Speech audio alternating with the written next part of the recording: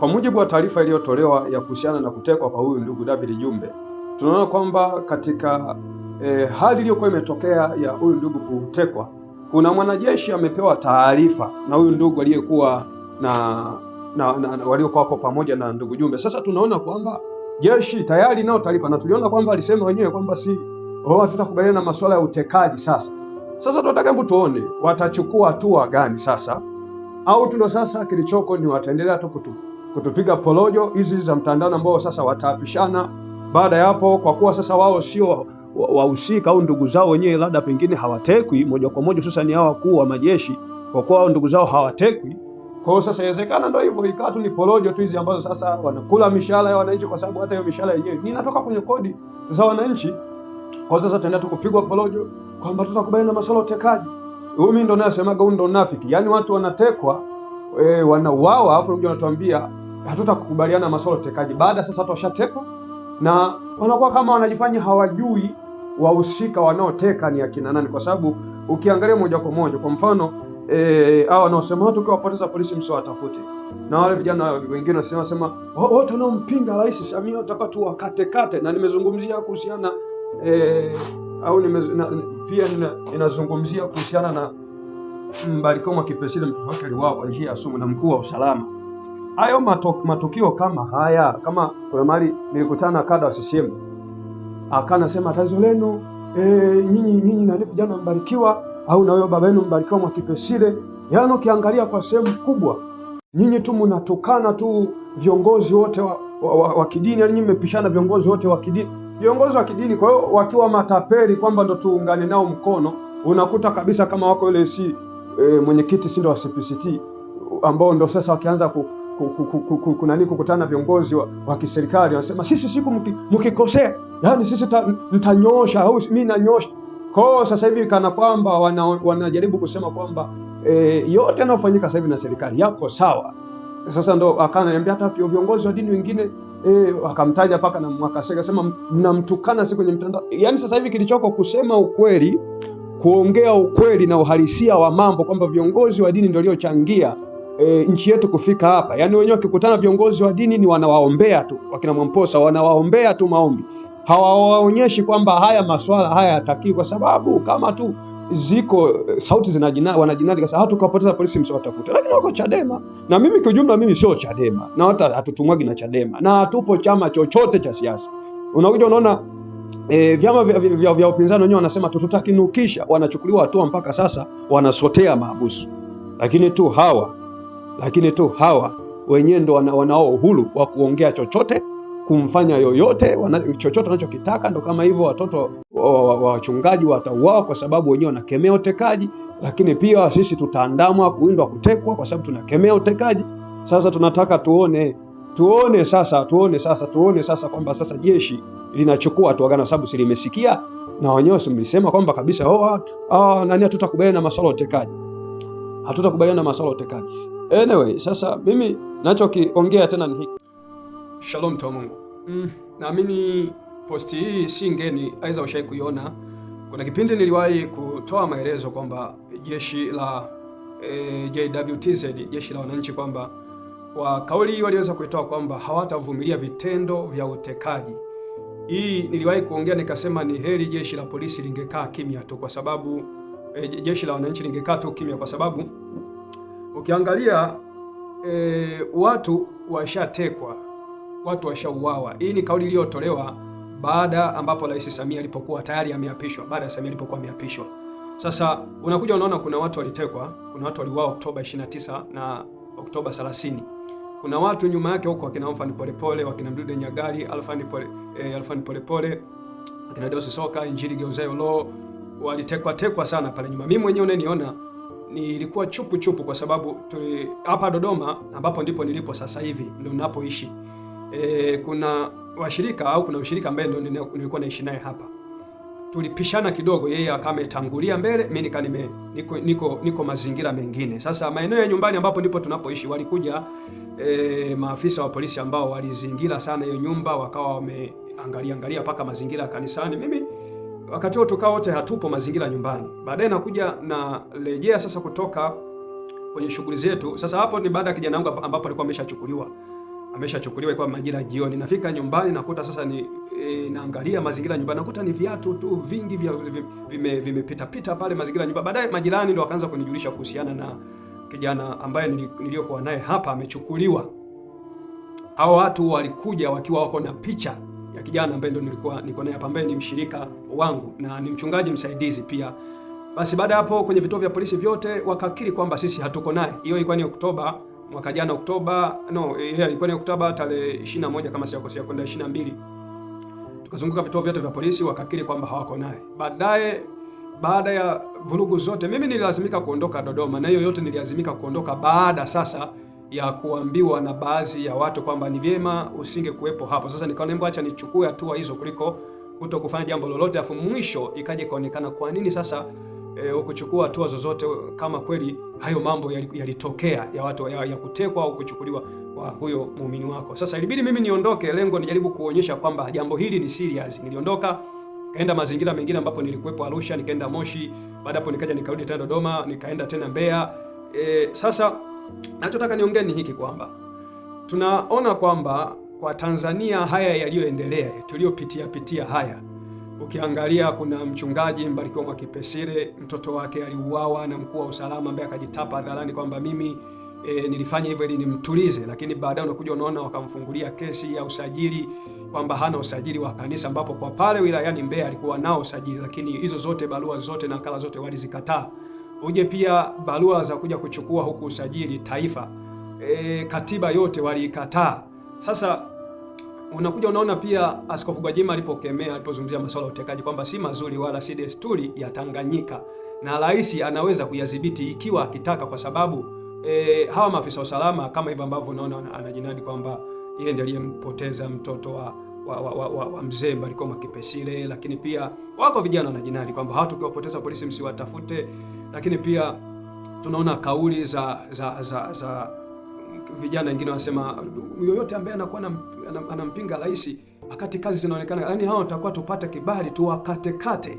Lakini tunaona na kauli zingine za kina Mary Chatanda anasema kwamba mimi ningekabidhiwa nchi ndani ya dakika 5 tu. Sasa mimi ninachotaka niongee ni nini? Naongea hivi kwamba haya yote yaliyotokea bila shaka, na bado tunaona kama hivi utekaji bado unaendelea. Bila shaka nahisi yale yaliyotupelekea nchi ikaingia kwenye Oktoba 29 kwa vurugu zile, basi na uhakika sana bado mambo yataendelea kuwa mabaya sana kwa sababu kwa hali hii. Na pia naongea kingine kwamba nafahamu kwamba kwa haya anayokuwa nayaongea mimi nakuwa nipo kwenye hatari sana, lakini mimi katika jambo ambalo nataka niwahakikishie, mimi damu yangu itakuwa sadaka ya taifa hili, kwa sababu kuna siku moja nilikuwa naongea na mzazi wangu, baba yangu mzazi, nikanamwambia hivi, haya masuala ya watu kutekwa, watu kupotea yameanza lini? Akaniambia haya yako tutokea zamani, yani tulianzaga tu kuyaona huko zamani tu tulianza. Nasema sasa kwa nini wazazi wetu hamkupiga kelele, hamkuongea mpaka tumefikia kwenye hali hizi ambazo kuna watu wanajinadi kabisa kwamba tukawapoteza polisi msiwatafute. Lakini unajua unaona akina Sativa aliwahi kutekwa akaenda kutupwa kule kwenye Katavi kule kwenye mbuga za wanyama, ndio anasema aliyemteka ni Mafwele. Hakuna hata hatua zozote zilizochukuliwa. Ila tu tunaona akina Mzee Butiko anasema Rais Samia sidhani kama anahusika kwenye masuala wala hata anatuma vyombo vyake kwenda. Hakuna kitu kama hicho. Sidhani. Sasa unakuja unaona kama Rais Samia angekuwa yeye si anayefanya au aliye nyuma ya mgongo ya masuala ya utekaji, na uhakika sana angechukua hatua kali kwa wanaojinadi kwamba watu tukiwapoteza polisi msiwatafute. Lakini pia kwa kina Mafwele ambao wanatajwa kwenye baadhi ya drama za utekaji, hata kama wanasema bado uchunguzi unafanyika, ilibidi tu kwa serikali iliyo serious kwanza anasitishwa kuendelea na kazi yoyote huku uchunguzi ukiendelea, huku akiweko chini ya uangalizi maalum. Kwa napokuja kuona kwamba jeshi la wananchi nasema kwamba tutakubaliana na masuala ya utekaji, mimi waga naangalia tunasema kiukweli, mimi naona kulikuwa kuna haja tu mngekaa kimya. Acha tu tujipiganie wenyewe, tujipambanie wenyewe. Na mimi katika kitu ambacho nawahakikishieni, mimi damu yangu itakuwa sadaka ya Tanganyika.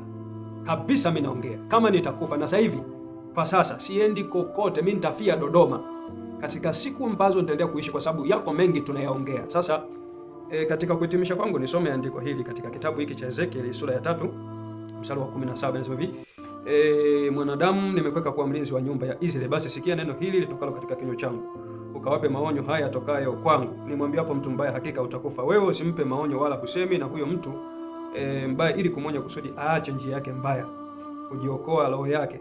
mtu yule mbaya akifa katika uovu wake, damu yake nitaitaka mikononi mwako. Lakini pia katika kitabu cha Mathayo ile sura ya 10 mstari wa 28 hapa nasema msiogope wao mwili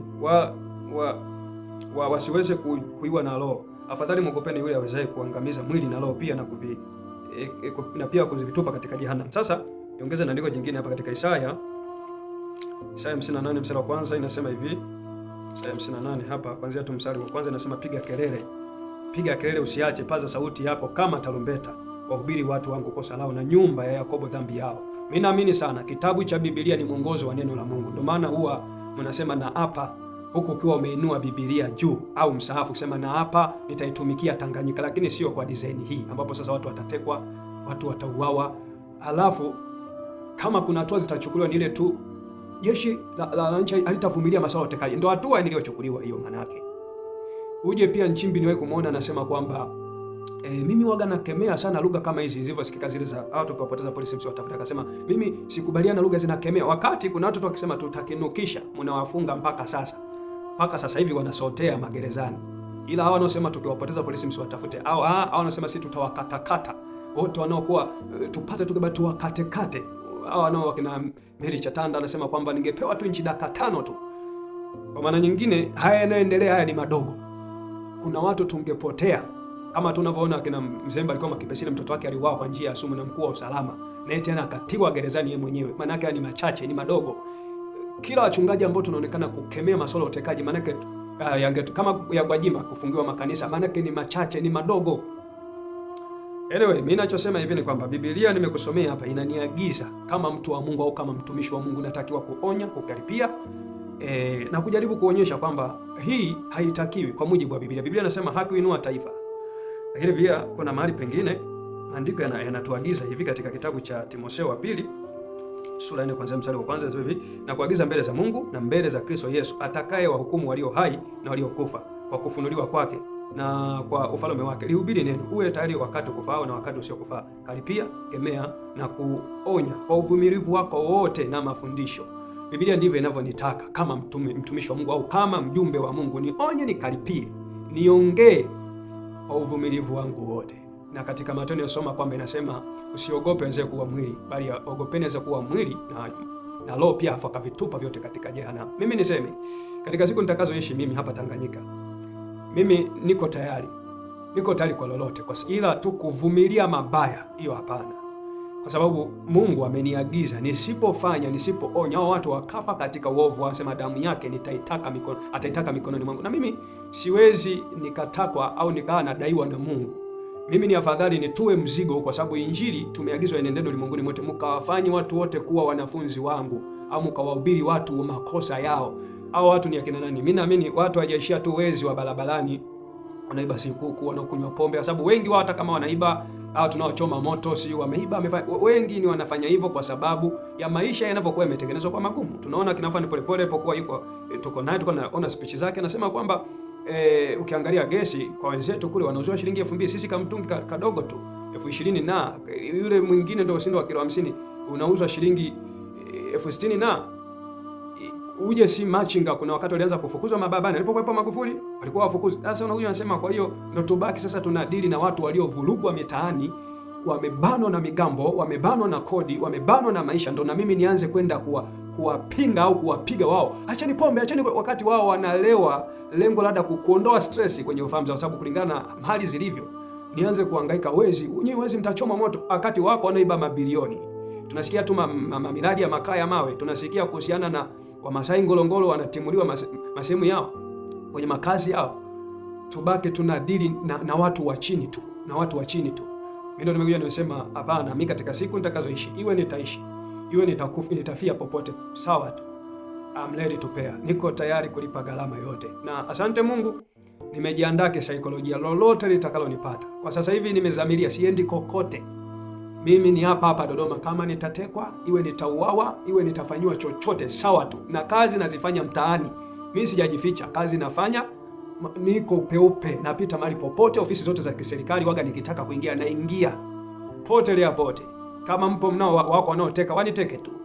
Kama wako ambao wenyewe hawashibi damu za Watanganyika, wachukue tu na ya kwangu, wachukue tu.